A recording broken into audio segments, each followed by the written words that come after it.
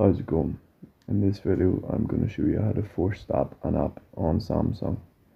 So if you have a certain app on your phone that's glitching out or it's just slowing your phone down, then this is how you perform a force stop on it.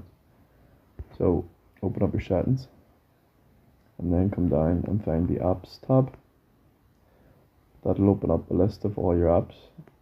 So you want to come down and find the one that you want to stop. So tap on it. And then at the very bottom you'll see a menu. It says open, uninstall, and then very last you'll see force stop. So you simply press it, and then it'll bring up this menu that says if you force stop an app that may cause errors, that's okay, just tap it and you'll see it becomes grayed out, and that's how you know it worked. So that's how to force stop an app on Samsung. Thank you for watching.